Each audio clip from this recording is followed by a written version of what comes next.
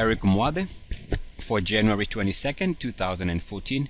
Even though I am aware, as per your update, that you're going to be on vacation, or not on vacation, but I guess traveling over the next couple of days, what I've decided to do is just go ahead and record this video just in case you have a couple of minutes. I'll keep it short and to the point.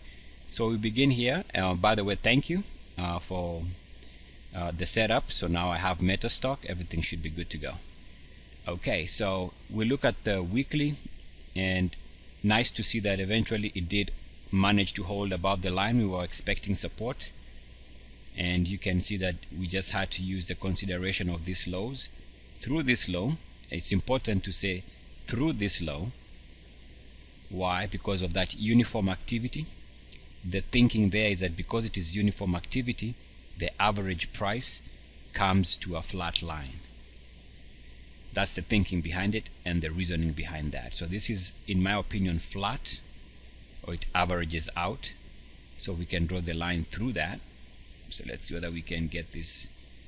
So we draw the line on the weekly going back a couple of years, connecting this low through this low.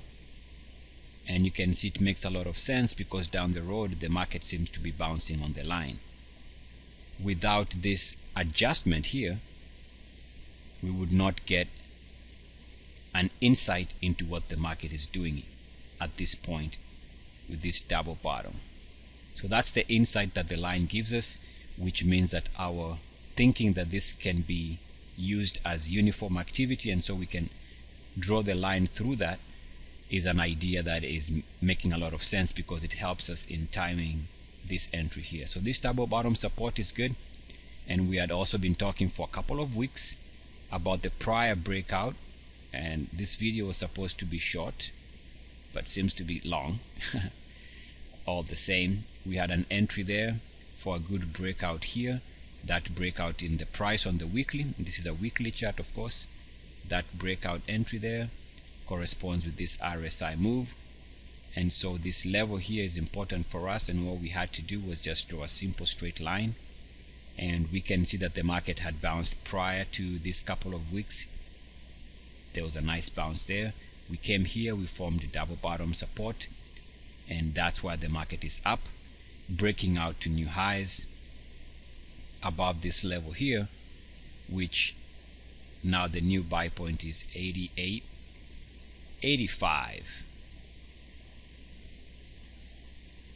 So scratch that, it is not 88. So this monthly closing high there, as I discussed yesterday, is 85, 88.25. Now this also happens to be the prior daily closing high. It also happens to be the prior monthly closing high, and it is of course the prior weekly closing high. As long as the market is breaking out and holding above that level, it is a buy, and that's as simple as it gets. We could see a crossover by the MACDs here, which could be a good sign of momentum. Of course, to qualify that is if we do move below this line here, back below 85, 88.25, then that's a failed breakout. Maybe at that point we can see whether we can look at the market as being bearish. Let's take a quick look at the monthly. This is going back to 2004, so about 10 years of data. Let's make it a little bit relevant here, and so we go back about 2 years or so, 3 years or so, something like that, and we can see that we are breaking out here above the prior monthly closing high. And again, it so happens that it's the same price that we just talked on the weekly, with the price there being 88, 88.25. Yep, typing with the mouse, this types of things is not easy, but here we go, breaking out, looks good. And the key here is where the RSI is trading. RSI is trading above 70, which is obviously above 69.1. We see that the MACD is trading at multi-year highs, so that looks good. We take a look at the hourly just for direction, and on the hourly here, let's add some more data. Number one, we can see that the hourly is above 69.1 there.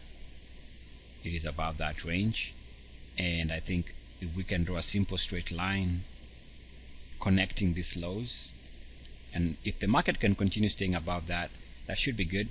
Also, if the market can continue, for example, trading above this breakout area.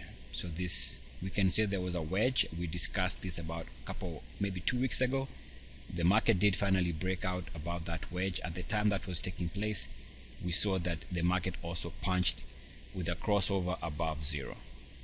So this crossover above zero was indication of momentum on the hourly. Once it broke out, there also happens to be this price move, and we can very easily reason, like we did on the weekly chart, that as long as the market is now breaking out there, it needs to stay above this line.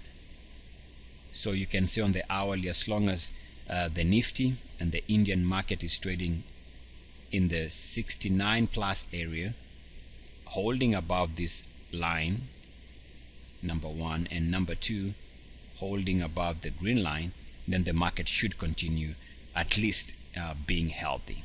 Otherwise, we'll see how things are gonna go. And a quick look at the daily now. And on the daily, we see that again here, the previous highest daily close just happens to have been at 88.25. So on the same day, which happens to be the end of the week, also happened to be the end of the month. And so the market holding above that on the weekly is good. It has spent 2 days above that level, which is good. Now we start looking for possibilities of a pullback. Of course, if the RSI can continue holding above 69.1 on the daily, that's a sign of momentum. Now I look at this chart, as I discussed yesterday, the possibility of a pullback, because this most recent pullback on the daily began once we broke, we can say we broke through here and draw a straight line.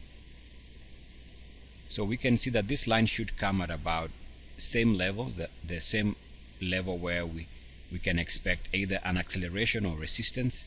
So that could be a reason for this market to stall.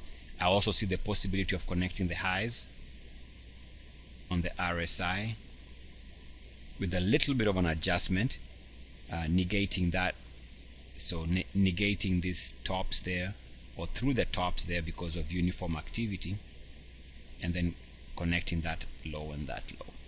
So I think we can use this as a possibility of around here, if the market starts showing negative day-to-day closes and starts rolling over, don't be surprised that that is going to be a reason for the market to pull back, because of this positive divergence or negative divergence, I should say, making higher highs in price and lower lows in technicals. But if the market can continue holding above 69.1 and move in this area, then maybe the market might have a chance of seeing higher prices. Keep in mind, the last time this market had come back here, we were watching this, and we had said that if the market comes and bounces on the line and holds above that line with uniform activity, which is what happened here, then that's a reason to consider the long side. And once it moved back above that line here, that was indication that the market was poised to go higher. So this move in the market most recently makes sense after it had seen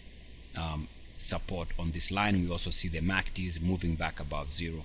We discussed this before, that if the MACD was to recapture above the zero, expect the market to move higher. So yes, the market looks strong, monthly is strong, weekly is also showing stability.